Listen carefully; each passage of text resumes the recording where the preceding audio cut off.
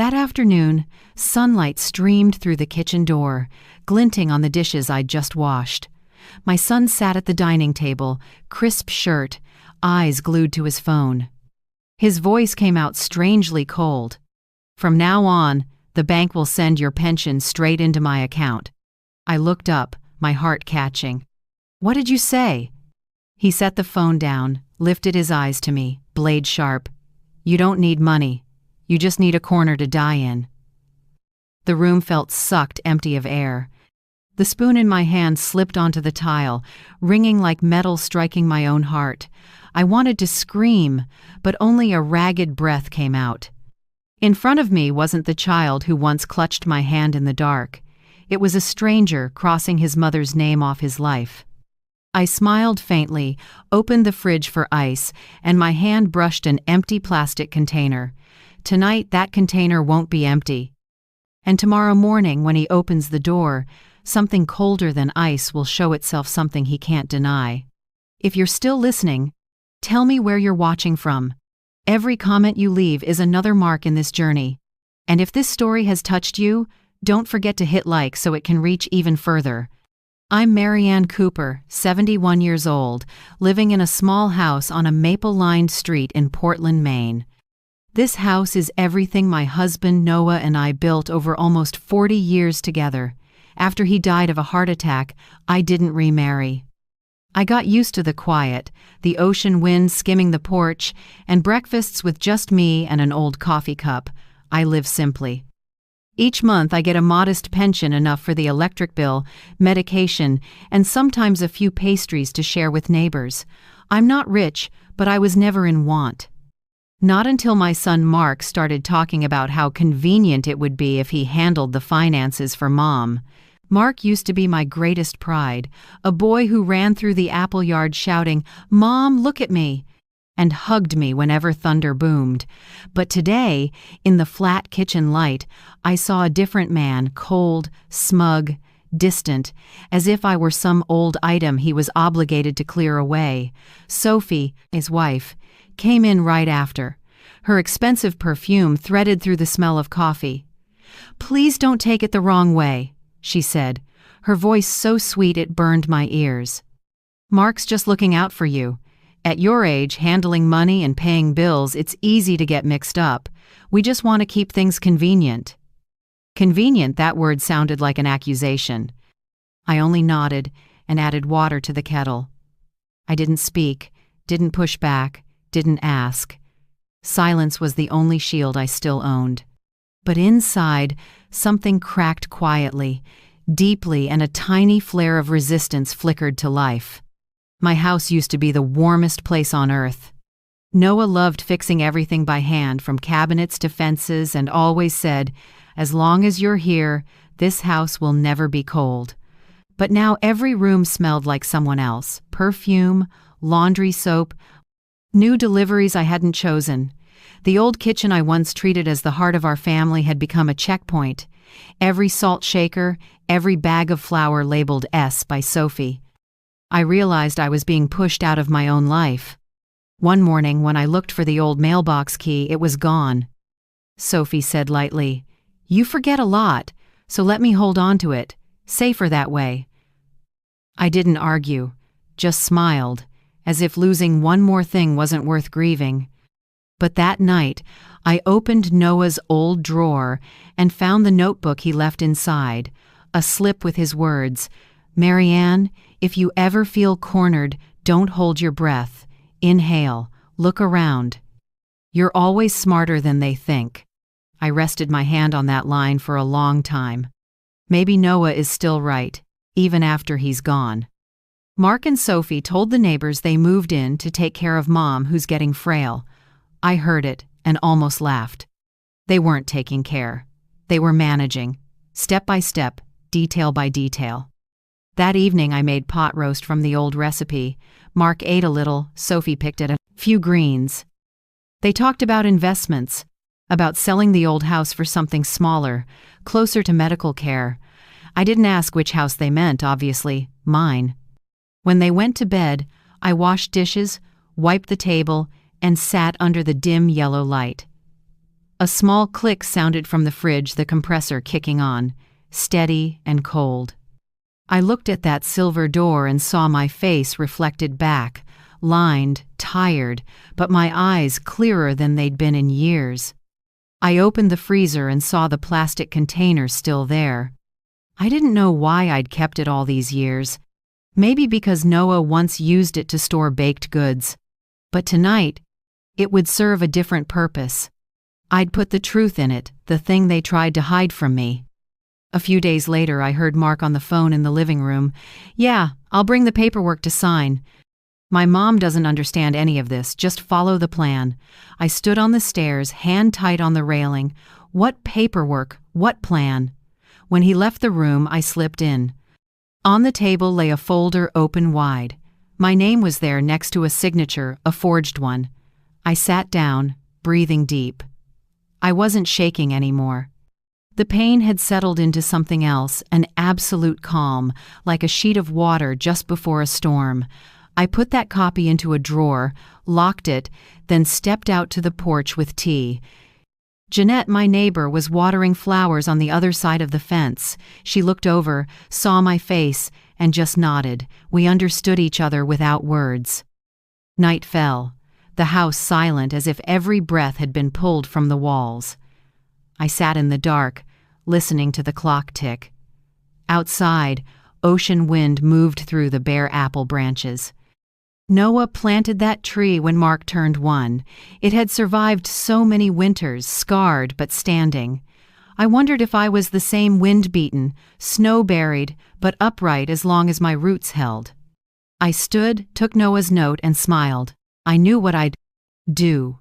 No screaming, no tears, no pleading. I'd let truth speak in the coldest, sharpest language, ice. The next morning, Mark was oddly friendly. "Mom, remember to re-sign a few documents so I can handle things more easily." I smiled. "Of course, honey." All day I tidied the kitchen, changed out water, and made ready for my plan. I printed copies of the papers Mark had forged, slipped them into a zip bag, filled it with water, then set it in the plastic container. When the fridge door closed, I felt a strange peace. Maybe for the first time in years I was in control of something. I went to bed early, listened to the clock. A long day was coming.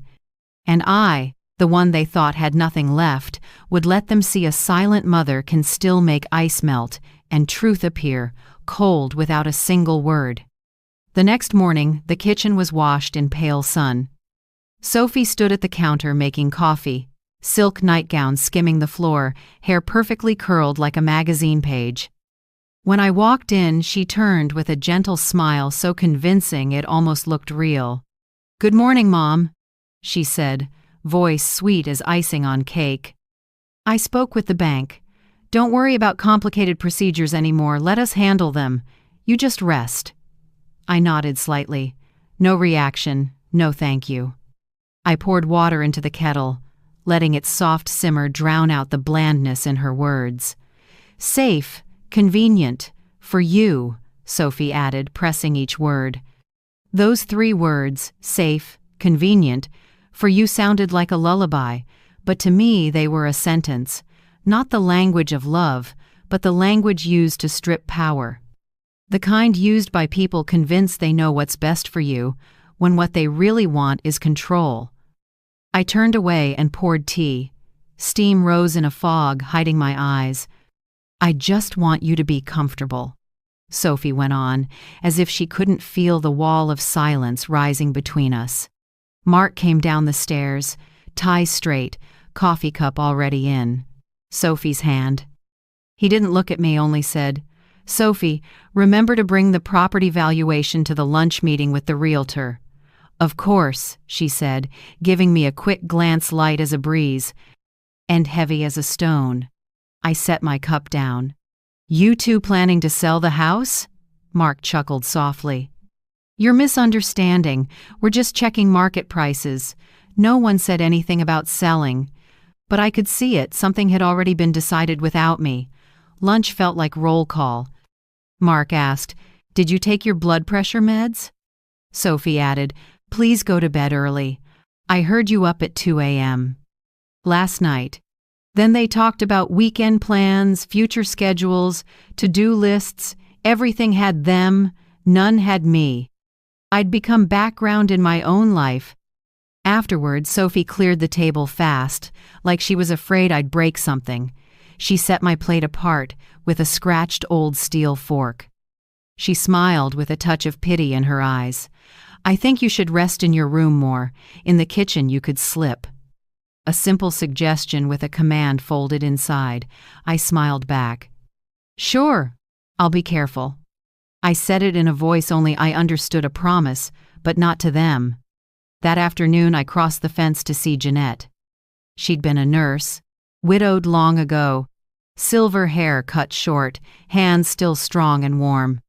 We'd been friends since my boy ran barefoot in the yard.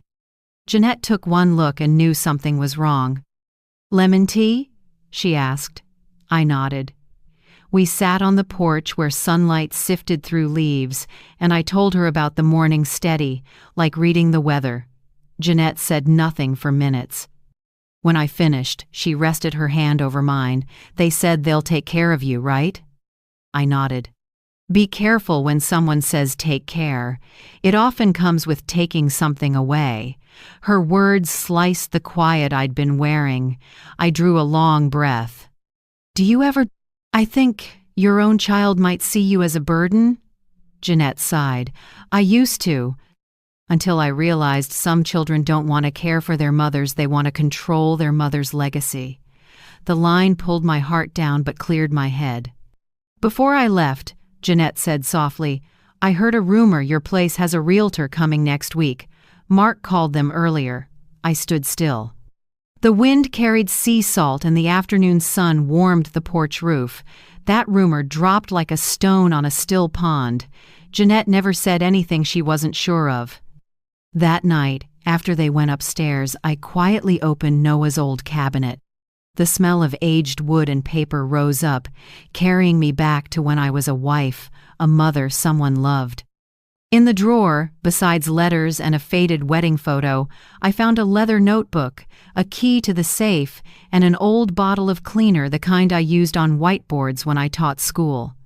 I held the bottle up, turning it in my hand. The clear liquid caught the dim light, cold, still. I didn't know why I'd kept it, but it felt like fate was hinting something. I opened the notebook. Noah's old notes, expenses, little messages still smelled like fresh ink. The last line, in his slanted hand, "If you ever feel surrounded, remember, real strength lives in calm." I touched that line. Calm. Yes, that's what I had, and what they never expected. The next day, with Sophie at work, Mark sat at the kitchen table flipping through papers. I walked by and glimpsed a bank logo in the corner. "What are you doing?" I asked. "Just reviewing a few documents. Don't worry, Mom, I'm streamlining your pension." "Streamlining," I repeated. "Yeah. You wouldn't get it, but everything should be consolidated into one account. It's more convenient." I met his eyes. They used to be summer sky clear. Now they were glassy and cold, like a bank window. "Planning to consolidate my heart into one account, too, for convenience?" I asked, so soft I barely heard myself. Mark went quiet a moment, then sighed like I was a child who didn't get it. "You're too stressed." He stood, grabbed his coat, and left. The door shut, leaving cheap cologne mixed with damp air. I stood in the kitchen a long time, then took Noah's notebook and wrote one more line under his, "No violence, no tears. Only documents and process." That afternoon, I went back to Jeanette's. She was mowing. When I told her, she didn't look surprised. She went inside and returned with a small, old-school flip phone. "This still works," she said. "No internet, no tracking, just calls. I used it when my husband was sick. Keep it just in case." I took it, my palm trembling. "Jeanette, what should I do?" "Don't rush.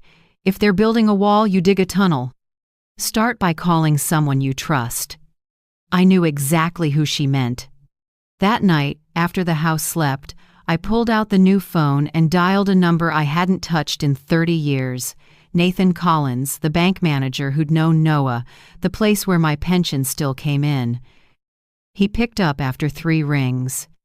"Hello, who is this?" "Mr. Collins. It's Marianne Cooper, Noah's wife." A beat of silence. Then his voice dropped, steady and warm. "My God, how long has it been? You sound the same." I smiled, eyes stinging. "I need a favor. But this has to be quiet." "Say the word," he said, firm. "If it's for Noah or for you, I'm listening." When I hung up, my heart pounded not from fear, but from something I hadn't felt in years: agency. I wrote a small note in red ink: "All contact only through this phone. No one must know." I tucked it away in the cabinet, right under the plastic container in the freezer, the one that would soon be far from empty. Outside, wind rattled the window, nudging the white curtain. Moonlight spilled across the kitchen floor like old scars. I sat still, listening to the clock strike each beat. Every beat a reminder: don't fear, don't rush, don't stay silent forever. I smiled to myself. In the glass, my old face looked back, tired but not weak. And in that moonlight, I knew the real game was just beginning. That evening, the house sank into that false quiet I'd grown used to for months. I cooked the pot roast Mark used to love as a boy, Noah's recipe with red wine and bay leaves. The smell drifted through the kitchen, bringing back nights when he sat in a high chair waving for more mashed potatoes. Back then, the clink of a spoon made him run to wrap his arms around me. Now he sat at the table, eyes on his phone, fingers moving like everything else was invisible. Sophie came in light-footed, satin sleepwear, wine glass in hand. "Smells wonderful, Mom," she said softly, though her glance at Mark couldn't hide its disdain. "Mark, you should thank her. She still makes your favorite, even with her back hurting all week." Mark raised an eyebrow, flat. "She does it because she wants to." I just smiled and set the pot down. "Eat, honey," I said gently. "It's best while it's hot." Dinner passed in silence. Forks tapped plates, steady like a metronome. I wasn't angry anymore, just cool and observant. Every word, every look, I stored away like a craftswoman laying out pieces for a final design. After Sophie washed dishes, Mark opened his laptop. I stood drying plates, eyes drifting to the printer in the corner. When Sophie went upstairs to call someone, Mark stayed typing, and I heard the printer hum, then paper eased out, sheet after sheet. I glanced over, and my heart pinched. The bold line at the top: "Deed transfer authorization, Marianne Cooper." A house transfer form. I waited. When Mark left, I walked over and took a few drafts still in the tray, a forged signature, clumsy curves, none of the slight tremor that marks an old woman's hand. I folded the sheet, slipped it into my pocket, and went to my room. Every movement slow and precise, like a final ritual for someone who's lost all faith but refuses to surrender. That night, I didn't sleep. I sat under the weak yellow lamp, holding the paper for a long time. Each line was a needle through my chest, but didn't make me cry. I pulled Noah's old file, took out a sample of my real signature, and set it beside the fake. Part of me wanted to shout, to throw everything in their faces, but I didn't. I just smiled. I understood. Some battles don't need noise. I printed one more copy of the forged transfer, took a zip bag from the kitchen, slid the paper in. Water poured over it, icy, wrapping every letter and number. I pressed the air out, sealed it, and set it in the clear plastic container. I opened the freezer. Cold air breathed out like a quiet animal. I laid the container among the frozen meals, then hid it under a layer of flan, Mark's favorite dessert, and a clear water pitcher. From the outside, nothing looked unusual, but I knew beneath that sweetness, a cold eye lay still, waiting for its hour to open. The next morning, I woke earlier than usual. Dawn had just touched the window, laying a thin veil of light over everything. I made tea and set flowers on the dining table. Not for anyone to see, just to remind myself that even in a storm, I can keep a steady breath. Footsteps sounded. Mark came down first, Sophie behind him, hair a little mussed but face still cool and flawless, as if they hadn't argued about anything last night. I set the teapot down and smiled slightly. "It's a beautiful day. What do you want for breakfast?" Mark opened the fridge. I stood a few steps away, working to keep my face calm. 1 second. 2 seconds. Then, after 3, came the sharp, icy crash of shattering glass. I turned back, pretending to startle. Mark stood frozen. On the floor, the ice block had fallen and broken into large shards. Inside the clear ice, the sheet of paper was visible, my forged signature, and the bank stamp glinting under the early light. On top of the paper, I'd placed a small note in my neat, even handwriting. "Don't underestimate your mother, especially when she's quiet." The kitchen air turned thick. Sophie stepped closer, her face gone pale. "Oh my God, Mark, what is this?" "That's impossible," Mark stammered. How is this here?" I sat down slowly and poured tea.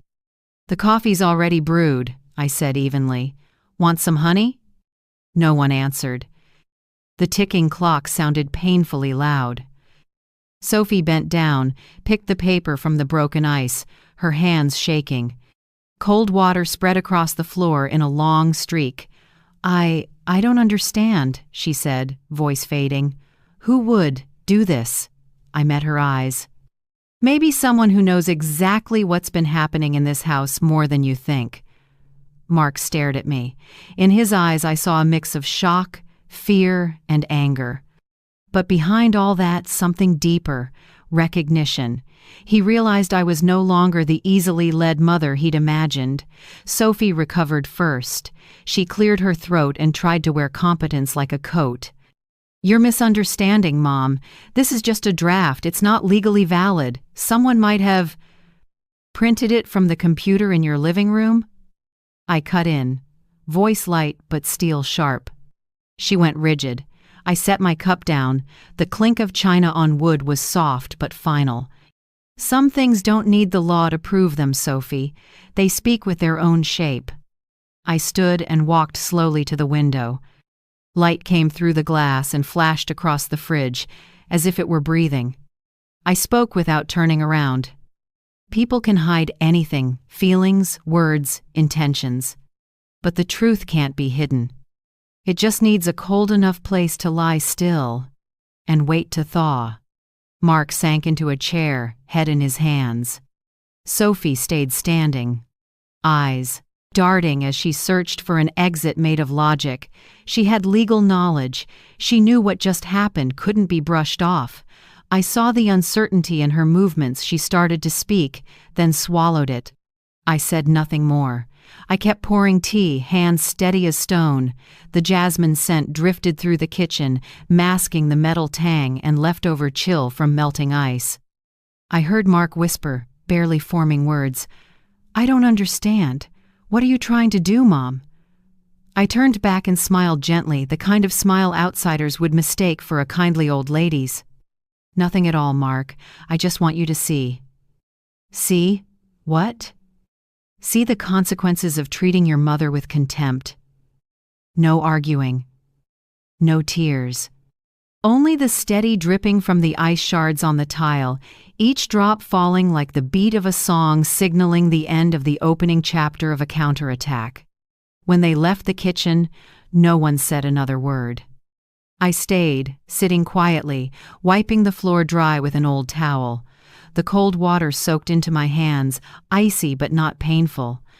I looked at the fridge at the space where the ice had lain and murmured to myself, "They think I'm weak because I'm silent." But sometimes silence is exactly how you make people listen. Outside the window, early light washed over the apple tree in the yard. Dew on the leaves flashed silver. I smiled softly, poured another cup, and took a sip. Warmth slid down my throat, pushing out the leftover chill.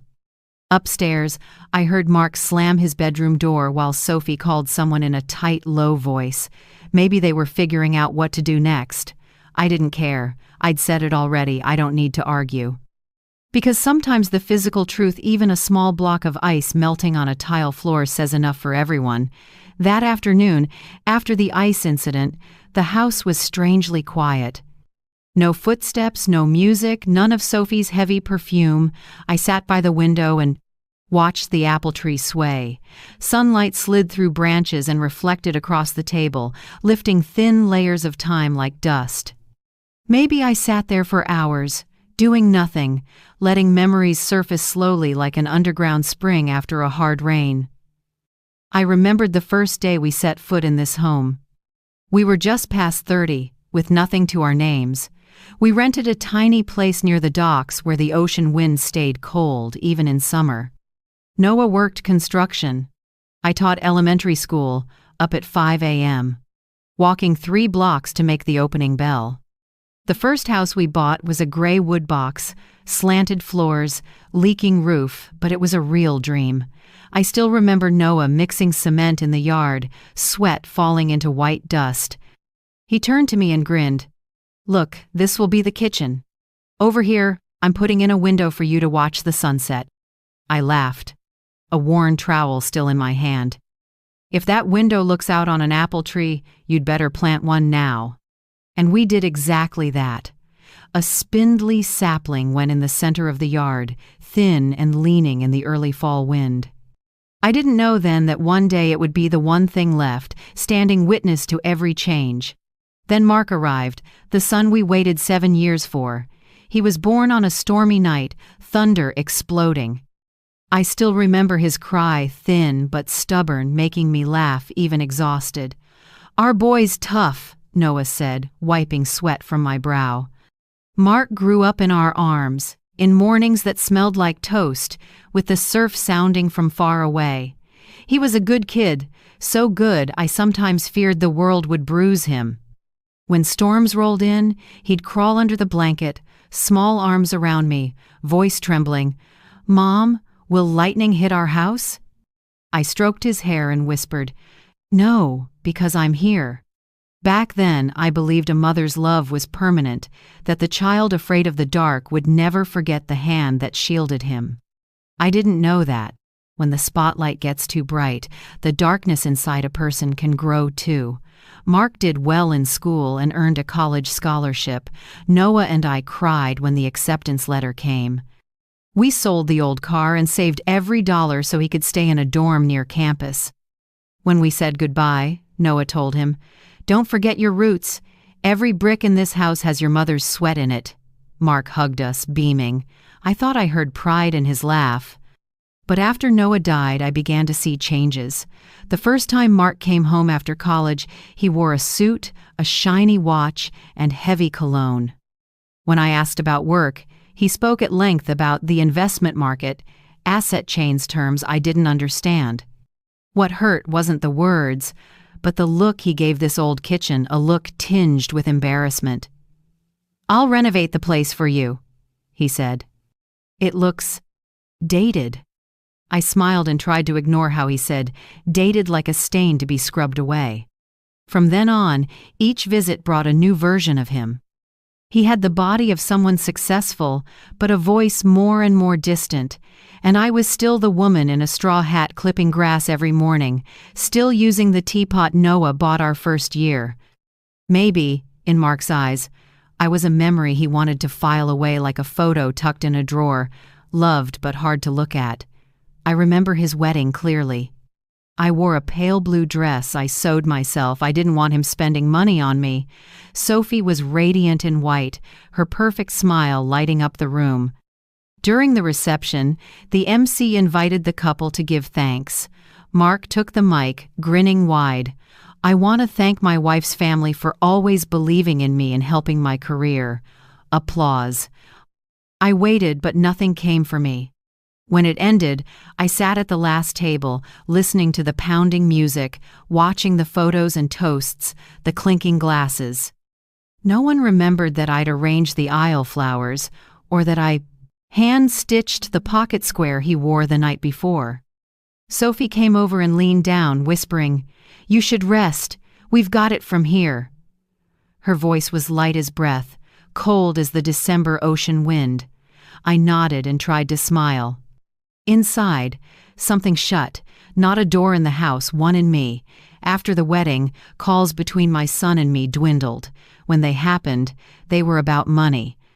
"Mom, I'm putting capital into a project. Can you cash out the old CD?" "Mom, I need to upgrade the car. The old one doesn't fit the job." "Mom, investments are booming. You should transfer funds to me. I'll manage them." None of those calls ended with, "Take care of yourself, Mom." I didn't dare ask for it. I told myself, he's just busy. I sent money, gifts, and hope, thinking each transfer might shorten the distance. I thought if I helped enough, he would feel my love. I was wrong. I traded love for assumption. Every time I sent money, he texted, "Thanks, Mom, I'm in a meeting." Never once, "Are you okay?" I remembered what Noah said when he was alive. "Marianne, don't trade your self-respect for someone's presence. If they stay only for money, they'll go when the money's gone." I laughed then, thought he was too strict. "I only have one son. I can't let him think I'm stingy." Noah looked at me a long time, voice low and sad. "Giving your child the best doesn't mean giving him everything. If you let him think love can be bought, you'll lose both love and money."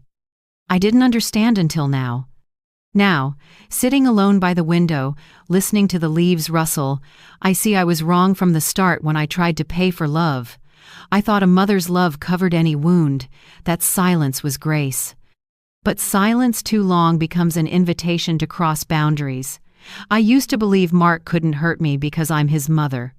The truth is, I taught him that the hurt would be forgiven, that no matter what he said or did, I would still hold him like before. Not anymore. I looked at the apple tree, rough bark, deep roots, storm-bent but standing. Those roots go down not to fight storms, but to remind the tree that what's truly its own can't be taken unless it lets go. I set my hand on my chest. My heartbeat was slow and steady. I no longer want to cling to fake closeness. I don't want to buy a hug with money or pity. I will still be Mark's mother, but not the mother who pays to be loved. I spoke softly, just for me. "Enough, Noah. I understand now. I don't need their love to live in peace. I just won't let them keep disrespecting me." Outside, the wind rose. The apple tree shifted. A few yellow leaves fell slowly, gentle as a sigh. I watched them drop, oddly calm. My roots are deep enough not to fear storms, and I know a storm is coming. But this time, I won't hide under the eaves. I'll stand tall, let it pass, and leave me intact. I started noticing changes in every small detail, as if the house was reshaping itself without a single hammer strike. One morning, Sophie walked into my room with a familiar smile, the soft kind people use before saying something that chokes you. "Mom," she said, holding a glittering key ring. "Let me keep these for now. You've been forgetful, and if you drop them, it could be dangerous." I still remember the flash of light on those keys, shiny like metal but cold as betrayal. Where do you think the line is between care and control in a family? I truly want to hear your view. I looked up at her. Light bounced off the house key, the mailbox key, even the small safe key where I kept a few of Noah's keepsakes. Each key felt like a slice of my life gathered into someone else's palm. I forced a smile. "Go ahead and keep them. I trust you." I said it because I understood. What was being taken wasn't metal, it was my right to open my own doors. After that day, everything in the house wore labels. Milk his. Fruit drawer Sophie's. Top cabinet Mom's. I, the woman who taught generations about order and fairness, now lived in a kitchen split up like a strange dorm. I cooked in my corner, using a mini hot plate they set on the back porch. "To make things easier for you," Sophie said. I knew what she meant. Easier, so they wouldn't have to see me in my own kitchen. Shared meals became two separate worlds. They ate in the living room with bright lights and loud TV. I ate on the porch under a weak yellow bulb, with insects buzzing and the musty smell of old wood. I didn't complain, because I knew. Every bit of my silence was a test, a gauge to make them show who they really were. That afternoon, the wind picked up. I went to the yard and looked at the apple tree Noah planted when Mark was born. The trunk was rough, tilted to one side, but still green. The lowest branch bore fruit even with a few wormholes. I laid my hand on the cold bark and felt the quiet pulse inside. I remembered what Noah said when he planted it. If one day everything feels shaky, come out here. This tree will tell you what it means to stand firm. Now I understand. Its roots run deep where no one sees, and that invisibility is exactly what keeps it alive. I need roots like that too. Quiet but strong. Near dusk, I heard a soft knock.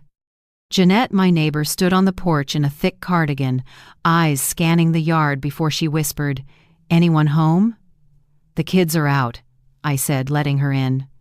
She pulled a small silver flip phone and a business card from her pocket. "Keep this. The phone can't be tracked, only makes calls, doesn't store numbers. Safer than the house phone." I took it, my heart fluttering. "Jeanette, she cut me off. "I used to be a nurse. I've seen plenty of older women stripped of their assets. This," she pointed to the card, "is an attorney who helps seniors facing financial abuse by their children.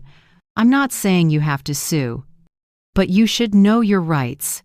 I read the raised letters, "Eleanor Brooks, Elder Law Attorney." At the bottom, a small tagline, "Respect has no age."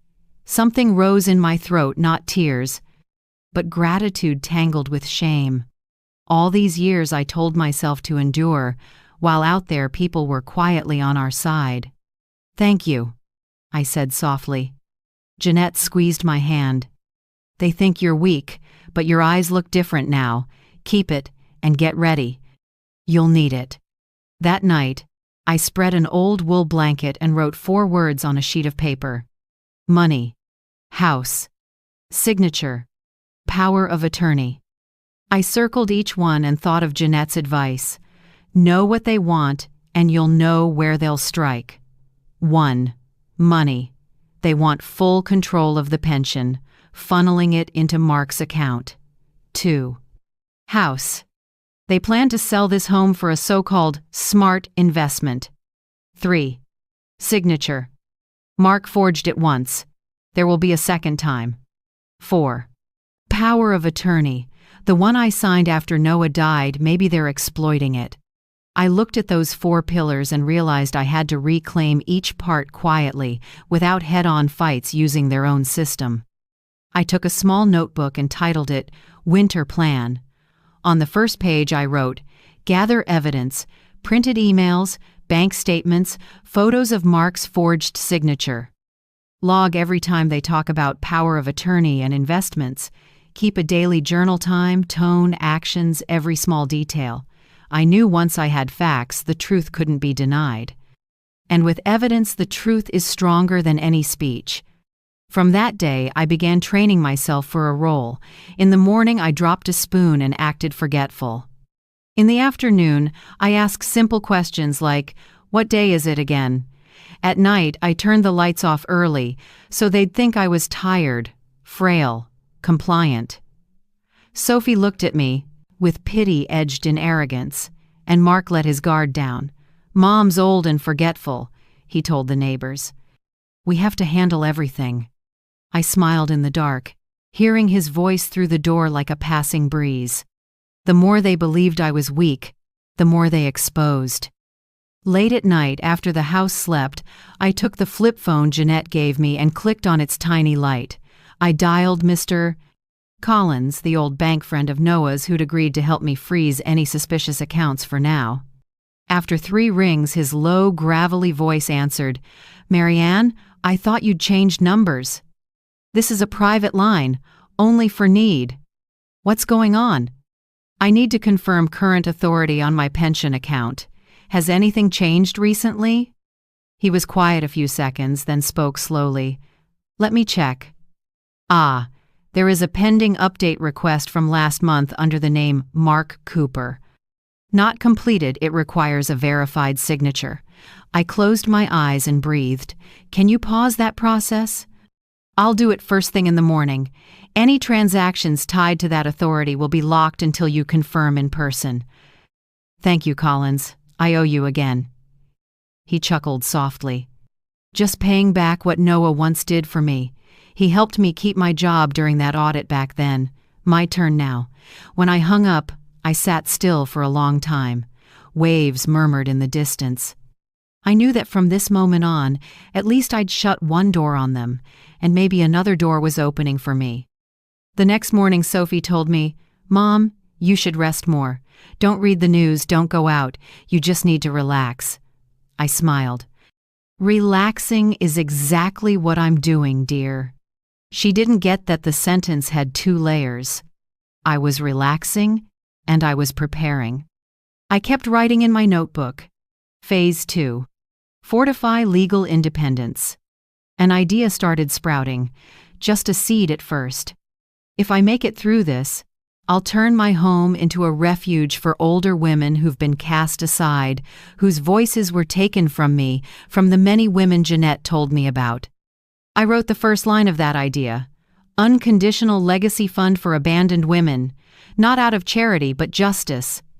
Because if our generation doesn't stand up, the next ones will be silenced the same way, keys taken, labels slapped on, pushed out of their own homes. That afternoon, I went back to the yard. The apple tree stood where it always had, leaves whispering in the golden light. I sat on the wooden chair, looking at the back door left slightly ajar.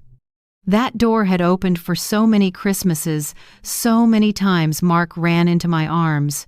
Now it was closed, the key in someone else's hand, but I knew I didn't need a key to open it. I have memory, patience, evidence, and faith that every lock eventually rusts before the truth. I ran my hand down the apple tree's trunk and spoke softly, as if to Noah. "They took my keys, love, but I found another door." Wind moved through. The leaves trembled like an answer. I closed my eyes, breathed deep, and took in the resin's strong scent. That peace felt like the start of a new chapter, one where I wasn't the mother stripped of everything, but the woman quietly preparing to take it all back. I began the next step on a drizzly morning. I'd been up all night, writing every detail of the plan. By morning I made tea and deliberately let my hand shake as I poured boiling water. The cup slipped and shattered on the tile. Mark and Sophie rushed down, footsteps urgent. I sat in the chair, a hand to my forehead, exhaling. "I'm dizzy," I said, so weak even I almost believed myself. Sophie set a hand on my shoulder, her eyes worried and calculating. "You should rest. Don't walk around. I'll clean this up, go back to your room." Mark nodded, decisive. "Yeah, you shouldn't go out much. It's dangerous." Dangerous sounded like a lullaby for a child. But I knew it was a decision, and I'd gotten what I wanted. That afternoon, while I was lying down, I heard a key turn gently in the lock. The click was small, but enough for me to understand. They had just locked me in. In the dim room, I looked around the familiar space.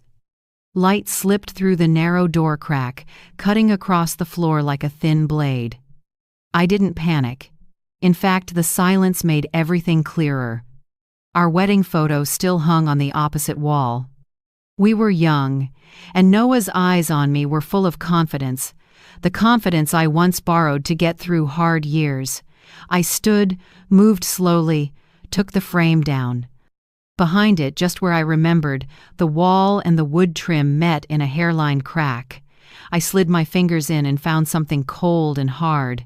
A key. I smiled. The old safe under the desk was still there, dusty but working. I knelt, slid in the key. Click. The sound opened as softly as a breath. Inside were old passbooks. What Noah used to joke were the family's financial heartbeat. I took them out one by one, smoothing the covers. The first page of one was dated 1983 when Mark was toddling. I flipped through and saw deposit after deposit, Noah's handwriting, for Mark college tuition.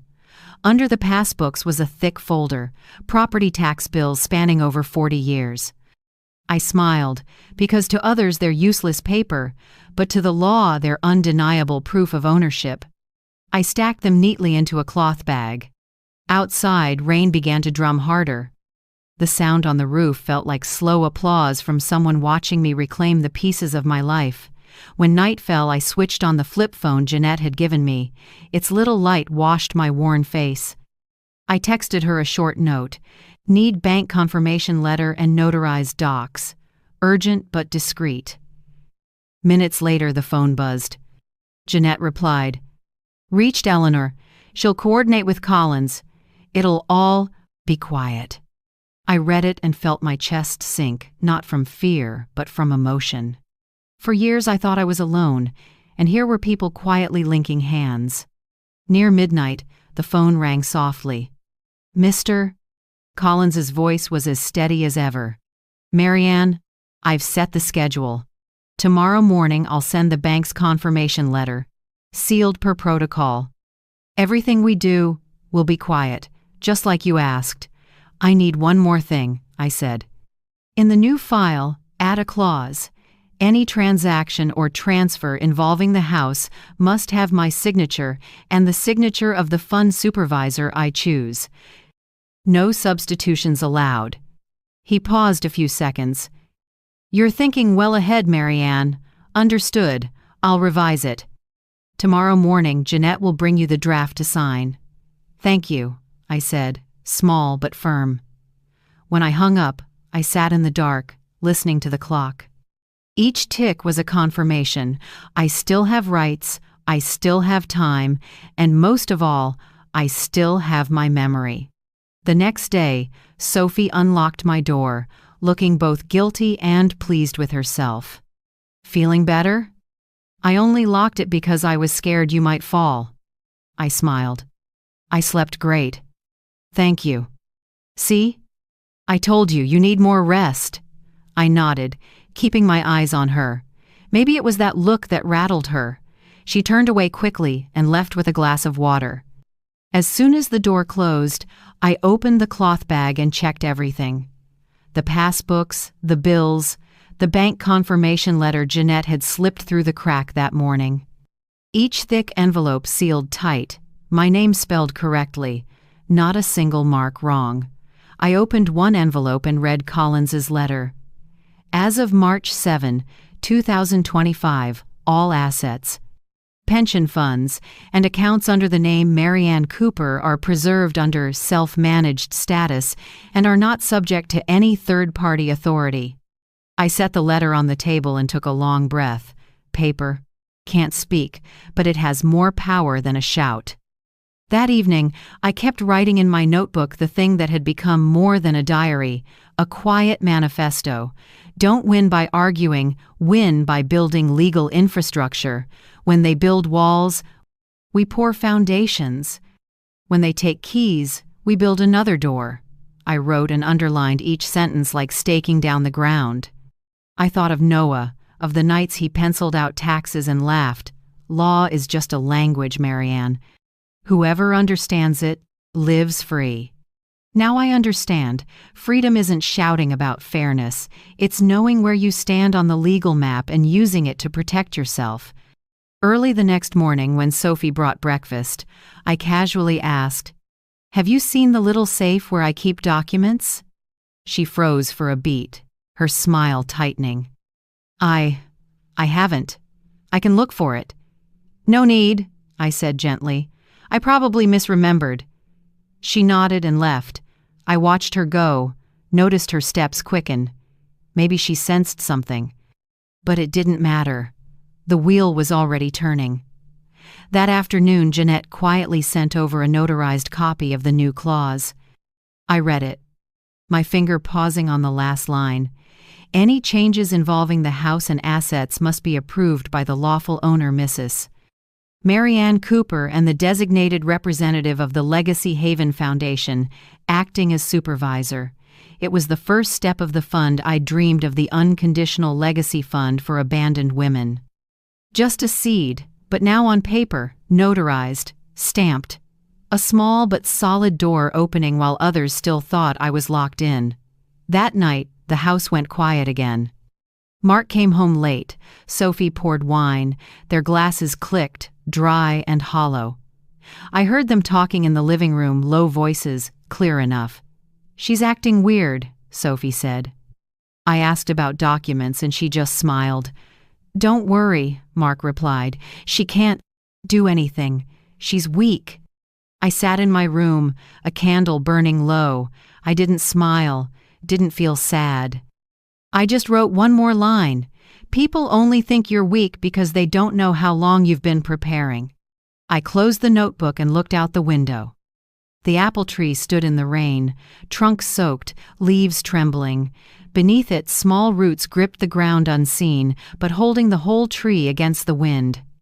I understood I was living the same way, locked in, but each root, each thread, driving deeper, opening a hidden path where no one could reach but me. I started hearing whispers through the thin walls. The house where Noah and I once planted little flowers by the porch now carried words that cut like blades. One evening, reading in my room, I heard Mark and Sophie from the living room, every word clear.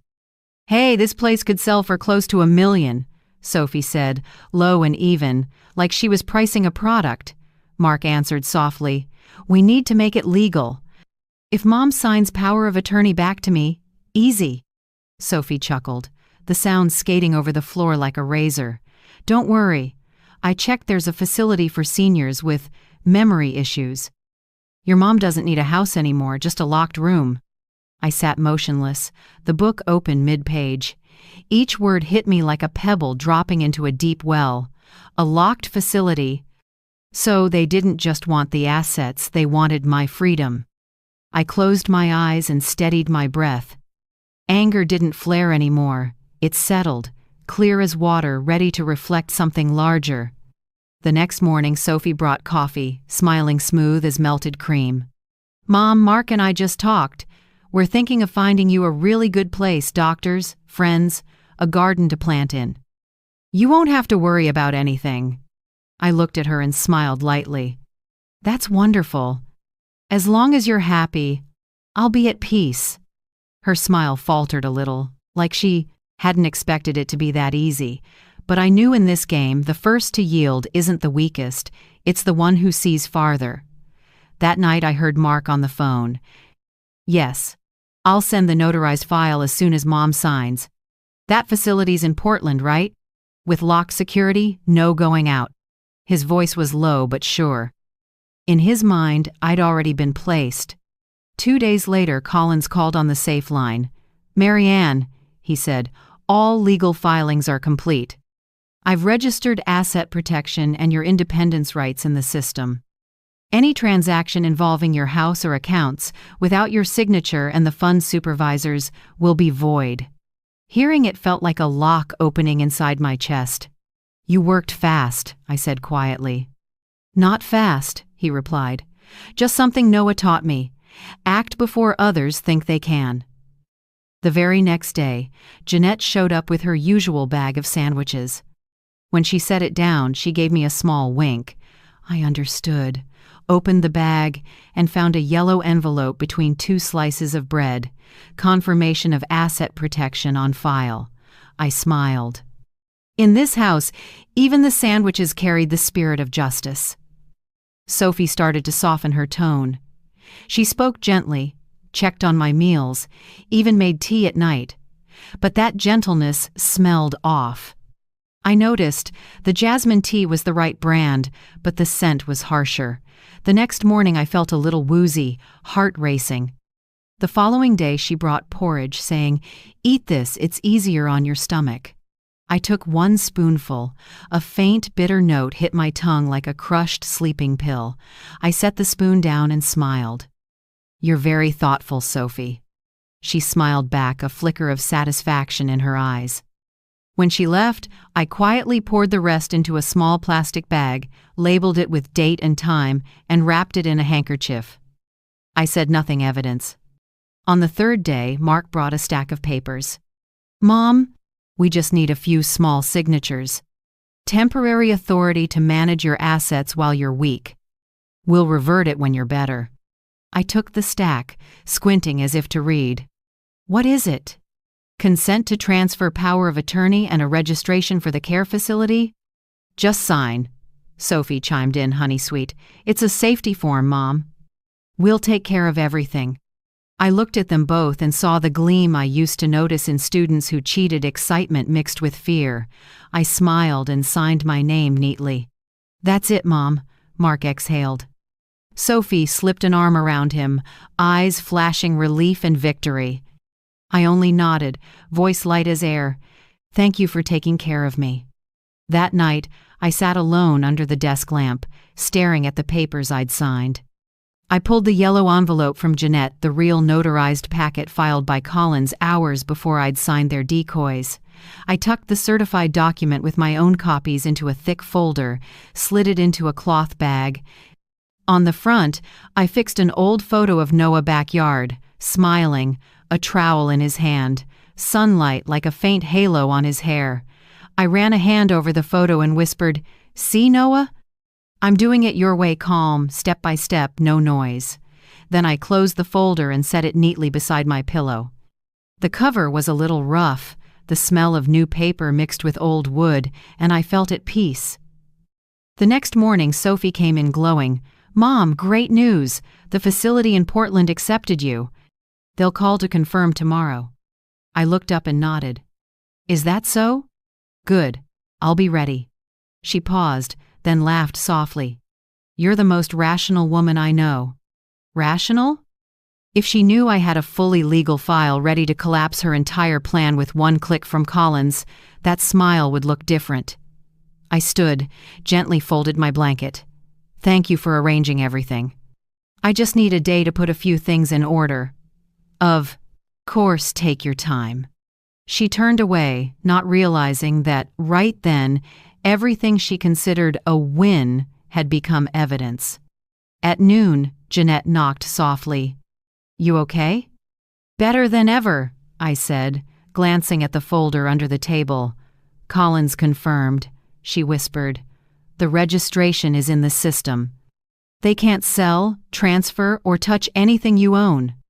I exhaled so hard tears almost came. "Thank you, Jeanette. You know, I've lived over 70 years, and this is the first time I've felt strong like this." She smiled gently. "Sometimes strength isn't in a shout, it's in how an old woman signs the right paper at the right time." I nodded. "Exactly. I didn't need to win with arguments. I won with legal infrastructure, each red stamp, each line filed in the system. That night I wrote in my journal, "They think I signed to surrender. But every signature I make is a key that opens a road to freedom. I don't need weapons, just paper, a pen, and my memory. And when the masks fall, I don't need to rip them off, they lose them on their own." I closed the journal and set it by Noah's photo. A breeze slipped through the window and riffled the page like a heartbeat. I looked at the apple tree, moonlight silvering its leaves. In that dim light, I saw my reflection in the glass. An old woman, gray hair, bright eyes, sitting steady in her own home. Beneath that calm surface, a system was humming evidence, attorneys, certified copies, statements, and trust. A web I'd woven myself, ready to tighten when the moment came. And in the moonlight, I smiled. Not the smile of revenge, but of someone watching a mask slide off slowly, quietly, without a sound. Revealing what I always knew, beneath the filial piety and concern was greed, and now it had nowhere to hide. That morning started like any other, peaceful to the point of fake. I made tea, opened the window to the sunlight, sparrows chirping outside, but I knew the quiet was just a thin coat of paint. Underneath, the system had begun to move, Mark appeared in the living room, shirt not fully buttoned, phone in hand. His face had gone pale, voice tight. "What is this? Why is the bank saying the file is invalid?" "They said Mom has to personally confirm any change before it can be processed." I set the teapot down and poured slowly. "Sugar, honey?" Mark turned, eyes scrambled. "You knew about this, Mom?" I smiled, calm. "Of course. My name is still on the account." Sophie came down the stairs with a coffee cup, trying to look composed. "Maybe the bank made a mistake. I'll call them," Mark snapped. "No, they were clear the new file is blocked under elder asset protection. Do you understand what that means?" Right then, the realtor Sophie worked with called. She put it on speaker. "Sorry, Mrs. Cooper," the agent said. "The sale of your home is temporarily frozen. The county recorder confirms it's designated as special legal protection, requiring a co-sign from the fund supervisor." The room went silent. Mark looked at Sophie. Sophie at Mark. Between them, the steam from my tea lifted like a thin fog, fragile, but enough to blur the small smile that flickered on my face. I took a sip of tea and said softly, "Don't worry, the system is just doing its job. If you do things right, nobody gets hurt." A moment later, Mark's phone kept ringing. I caught bits and pieces. "No, I didn't sign. What do you mean the signature doesn't match?" I sat on the sofa and casually turned on the TV, letting the news drown out the panic rising in the house. I knew this was the first of many calls the system would trigger on its own, because last night I activated a hidden email, a small program Collins helped me set up. In that email, full scans of the fake documents Mark had printed, along with the login IP logs from his computer, were sent straight to his own inbox. The subject line had only 2 words. "For your record." I heard Mark shout from the other room. "What the hell is this? Who sent this to me? Who took these shots?" Sophie walked in, trying to stay calm. "Take it easy, it could be a scam." "A scam? That IP address is our house. You explain it. What are you ranting about? You're the one who signed." "I signed? And you're the one who printed." I stayed put, listening to their fight crash against the walls like waves.